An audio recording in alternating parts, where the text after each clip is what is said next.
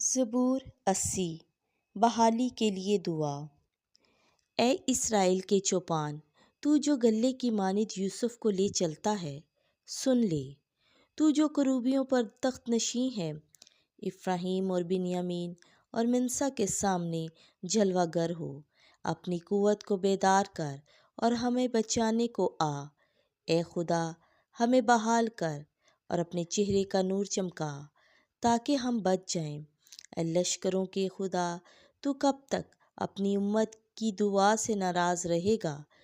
تو نے انہیں آنسوؤں کی روٹی کھلائی ہے اور پیمانہ بھر کر انہیں آنسو پلائے ہیں۔ تو نے ہمیں ہمارے ہمسایوں کے لیے تکرار کا باعث بنایا ہے اور ہمارے دشمن ہم پر ہنستے ہیں۔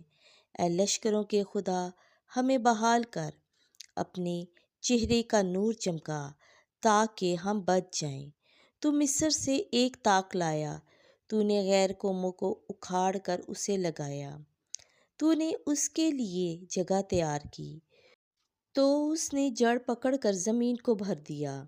اس کے سائے سے پہاڑ اور اس کی شاخوں سے خدا کے دیودار ڈھانپے گئے۔ اس نے اپنی ڈالیوں کو سمندر تک اور اپنی ٹہنیوں کو دریا تک پھیلا دیا۔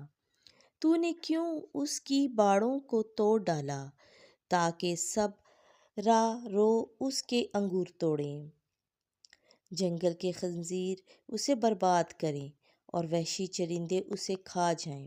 اے لشکروں کے خدا، لوٹ آ، آسمان پر سے نگاہ کر کے دیکھ اور اس تاک کی خبر لے، اور جسے تیرے دائنے ہاتھ نے لگایا ہے اور جس ٹہنی کو تو نے اپنے لیے مضبوط کیا، تو اس کی حفاظت کر۔ انہوں نے اسے آگ سے جلایا اور کاٹ ڈالا، وہ تیرے چہرے کی جھنجھناہٹ سے ہلاک ہوں۔ تیرا ہاتھ تیرے یمین کے مرد پر ہو، یعنی اس ابن انسان پر جسے تو نے اپنے لیے مضبوط کیا ہے۔ پھر ہم تجھ سے برگشتہ نہ ہوں گے۔ تو ہمیں زندہ بچائے رکھ اور ہم تیرا نام لیا کریں گے۔ اے خداوند لشکروں کے خدا، ہمیں بحال کر اور اپنے چہرے کا نور چمکا تاکہ ہم بچ جائیں۔